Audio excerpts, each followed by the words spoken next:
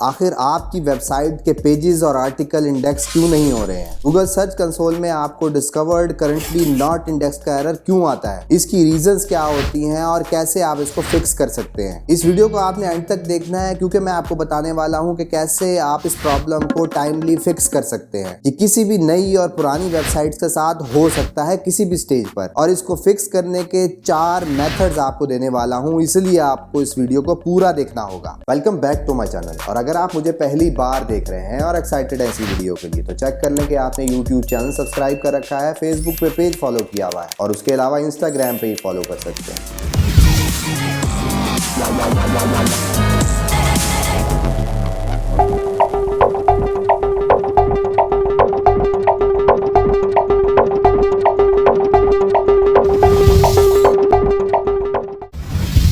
जी हाँ, मैं हूं Asbar, digital marketer, project consultant and commercial blogger. आज की वीडियो को स्टार्ट करने से पहले आप चेक कर लें कि आपने इस वीडियो को लाइक किया हुआ है, क्योंकि सिर्फ आपका एक क्लिक मेरी मोटिवेशन, मेरी अपकमिंग वीडियोस के लिए बूस्ट कर देता है। वैसे तो मैंने मल्टीपल वीडियोस बनाई थी इसी इंडेक्सिंग के प्रोसेस को समझाने के लिए, पर जैसे कि आपके फिर बेतहाशा मैसेजेस आए कि हमारे आर्टिकल टाइमली इंडेक्स नहीं हो रहे, बहुत ज्यादा टाइम लग रहा है इंडेक्स होने में, और कुछ वेबसाइट तो बहुत पुरानी थी, सडनली उनके आर्टिकल का क्रॉल रेट स्टॉप हो जाता है, यानी कि इंडेक्सिंग टाइमली नहीं हो रही होती है। उसके अलावा सर्च कंसोल ने भी आपको एरर दिखाना शुरू कर दिया आपके आर्टिकल पे डिस्कवर्ड करंटली नॉट इंडेक्स्ड का। तो इस वीडियो को आपने एंड तक देखना है, क्योंकि मैं एंड पर आपको 4 मेथड्स बताने वाला हूं जिससे आप इंडेक्सिंग का प्रॉब्लम सॉल्व कर सकेंगे। पर उससे पहले आपको यह समझना जरूरी होगा कि आखिर सर्च इंजन काम कैसे करता है, इंडेक्स के बाद रैंकिंग करवाने तक किन प्रोसेस से आपको गुजरना होता है, क्योंकि ये स्टेप्स ही आपको समझा सकेंगे कि आखिर आपकी वेबसाइट कहां और किस वजह से स्टक हो गई है। जिसमें नंबर 1 पे आता है डिस्कवर। जिस तरह आपकी वेबसाइट है laptop.com और उसमें आपने पेज 1 एक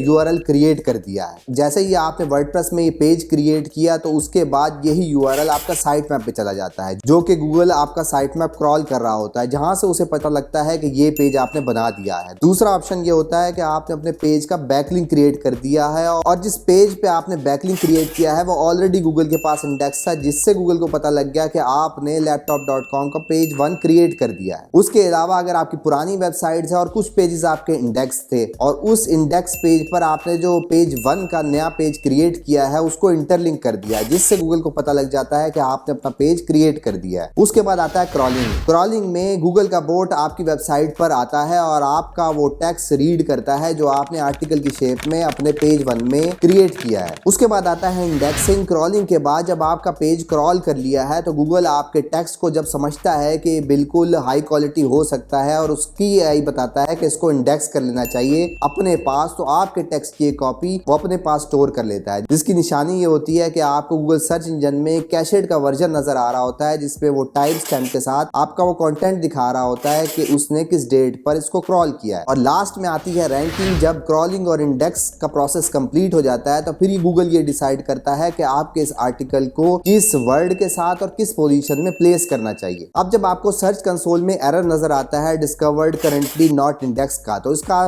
सिंपल सा मतलब तो यही है कि आपकी वेबसाइट को क्रॉल कर लिया गया है, पर उसको इंडेक्सिंग तक लेके नहीं गया। उसको इंडेक्स क्यों नहीं कर सक रहा, उसके लिए मैं टॉप रीजंस आपको बताने वाला हूं, जो कि आपने तलाश करनी है अपनी वेबसाइट में, जो कि पॉसिबल रीजन हो सकती है आपके इंडेक्स ना होने की। रीजन 1 ये है कि गूगल बॉट ने प्रायोरिटी कम कर दी है आपकी वेबसाइट पे, यानी कि क्रॉलर जितनी जल्दी पहले आ रहा था, जिस स्पीड से टाइमली आपके कंटेंट को इंडेक्स कर रहा था, उसने प्रायोरिटी डिक्रीज की, जिसकी वजह से अब वो क्रॉलर आपकी वेबसाइट पर लेट जा रहा है। उसका सोल्यूशन सिंपल सा यही है कि आपको इंतजार करना होगा और अपने कंटेंट को अपडेट करते रहना होगा, ताकि जब क्रॉलर दोबारा आए तो उसको जब मल्टीपल कॉपीज नजर आएगी, तो फिर वो ये सोचेगा कि उसको जल्दी आना चाहिए, क्योंकि आप कंटेंट ज्यादा अपडेट कर रहे हैं और उसने बहुत ज्यादा कंटेंट मिस कर दिया है जो क्रॉल नहीं कर सका। नंबर 2 पे आता है लो क्वालिटी कंटेंट। ये बहुत ही लंबी बहस है, तो अगर मैं इसको 1 लाइन में बताऊं तो इसका मतलब ये है कि आपके पेज में डुप्लीकेट कंटेंट हो रहा है, गिबरिश कंटेंट है, बहुत ही लो क्वालिटी कंटेंट है, जो कि एक आम बंदा नहीं समझ सक रहा है। या गूगल का AI समझता है कि या तो ऑलरेडी इंफॉर्मेशन ऑलरेडी अपलोड हुई है आपकी वेबसाइट पर, या इंफॉर्मेशन का मतलब नहीं बन रहा है, तो आपको अपनी कंटेंट क्वालिटी पर ध्यान देना हो। उसके बाद आता है लो क्वालिटी वेबसाइट्स, यानी कि ये ऐसी वेबसाइट्स होती हैं जो कि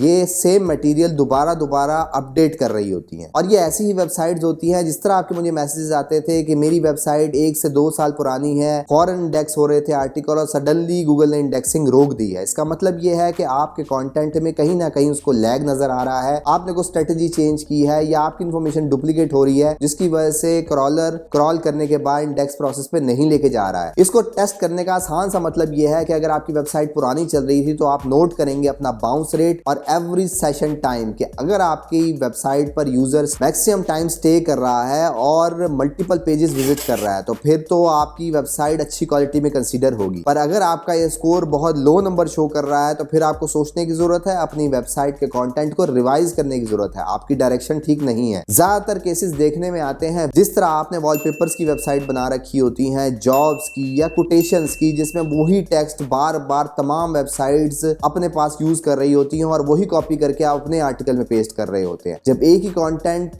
गूगल को मल्टीपल पेजेस पे मिलेगा तो डेफिनेटली वो इसकी डुप्लीकेसी को कम करने के लिए आपकी इंडेक्सेशन को रोक भी सकता है। और रीजन 4 कैनोनिकल यूआरएल्स हो सकते हैं। कैनोनिकल यूआरएल और कैनोनिकल कंटेंट हो सकता है, जिसमें मैंने डिटेल वीडियो बनाई थी कि कैसे आपने डुप्लीकेसी को कंट्रोल करना होता है। और इसकी एग्जांपल ये है कि auto generated content normally problem की जड़ बनता है। यानी कि आजकल जैसे ट्रेंड आया हुआ है, लोग एआई को यूज करते हुए अपने आर्टिकल्स क्रिएट कर रहे होते हैं जो कि ऑटो जनरेटेड होता है और फिर वो सारा का सारा 100% एआई कंटेंट पे ही रिलाई कर रहे होते हैं, उसकी इंफॉर्मेशन को डबल चेक नहीं कर रहे होते हैं और गलत इंफॉर्मेशन को अपना टाइम कम करने के लिए सिर्फ क्वांटिटी को इंक्रीज कर रहे होते हैं। ये भी सबसे बड़ी वजह बनती है लो क्वालिटी वेबसाइट की और कैनोनिकल यूआरएल और डुप्लीकेट कंटेंट की। तो आपका टेक्निकल एसईओ बिल्कुल ठीक होना चाहिए। आपने एक ही कंटेंट पर मल्टीपल पेजेस नहीं बनाने हैं। जब आपने एक इंफॉर्मेशन एक आर्टिकल में दे दी है तो फिर उसको किसी और आर्टिकल में रिपीट करने का मकसद नहीं बनता है। अपने साइलो स्ट्रक्चर को आइडियली डिजाइन करें और उसका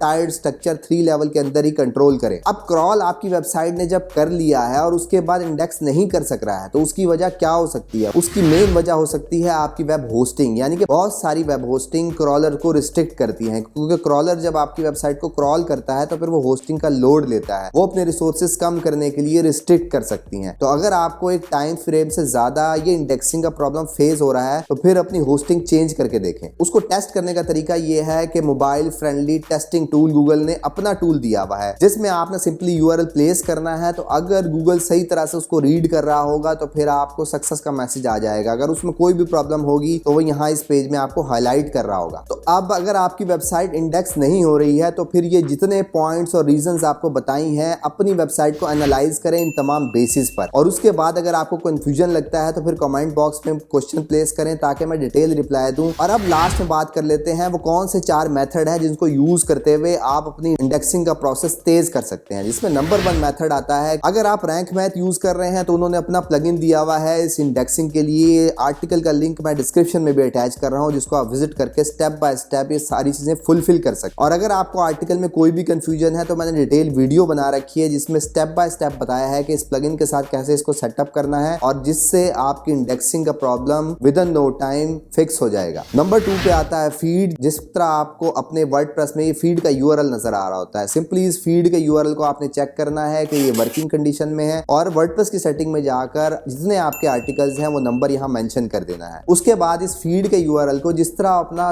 गूगल सर्च कंसोल में साइट मैप सबमिट करते हैं उसी तरह अपना फीड का यूआरएल सबमिट करेंगे और फिर ये कुछ घंटों या कुछ दिन के अंदर वो तमाम यूआरएल जो आपके इंडेक्स नहीं हुए होंगे और जो तमाम रीजंस को बाईपास करते होंगे वो तमाम फौरी इंडेक्स हो जाएंगे। नंबर 3 पे आता है बैकलिंक्स। यानी कि आप जब भी कोई आर्टिकल अपना पब्लिश करते हैं और किसी इंडेक्स पेज पर अपनी ही वेबसाइट का बैकलिंक क्रिएट करते हैं तो गूगल जब क्रॉल करता है उस बैकलिंक को तो फिर आपका वो लिंक भी क्रॉल हो जाता है और इंडेक्स हो जाता है गूगल में। और नंबर 4 पे आता है कि ऑलरेडी जो आपके पेजेस इंडेक्स हैं और रिलेटेड है जो आपने नया पेज क्रिएट कर रखा है उसके साथ अपने नए पेज को इंटरलिंक करें, क्योंकि आपका वो पेज क्रॉल नहीं हो रहा। पर अगर आपका वो इंडेक्स पेज दोबारा क्रॉल होगा तो फिर जो आपका न्यू आर्टिकल है उसके इंडेक्स होने के चांसेस बहुत ज्यादा बढ़ जाएंगे। तो ये थे वो 4 मेथड जिसको आपने यूज करते हुए अपने इंडेक्सिंग का प्रॉब्लम इमीडिएटली फिक्स कर सकते हैं। और अगर आपका इन तमाम मेथड के बाद भी आपका प्रॉब्लम फिक्स नहीं हो रहा तो फिर आप उन रीजंस में फॉल करते हैं जो ऑलरेडी मैंने आपको एक्सप्लेन किए हैं, उसको फिक्स करें। तो अगर ये तमाम बातें आपको अच्छी तरह समझ आ चुकी हैं तो फिर आप कमेंट में आई विल ट्राई इट लिखना मत भूलिएगा। और अगर मैंने कोई चीज मिस कर दी है इस वीडियो में इंडेक्सिंग से रिलेटेड तो फिर कमेंट बॉक्स में अपना क्वेश्चन जरूर प्लेस करें, मैं डिटेल रिप्लाई देने की कोशिश करूंगा। अपने दोस्तों को टैग जरूर करें जो कि सेम फील्ड से रिलेटेड हैं और सेम एरर फेस कर रहे हैं। जाने से पहले ये जरूर चेक कर लें लें कि आपने यूट्यूब चैनल सब्सक्राइब कर रखा है, फेसबुक पे पेज फॉलो किया हुआ है और उसके अलावा इंस्टाग्राम पे ही फॉलो कर सकते हैं। That's all for today. Thank you very much. Have a good and safe day.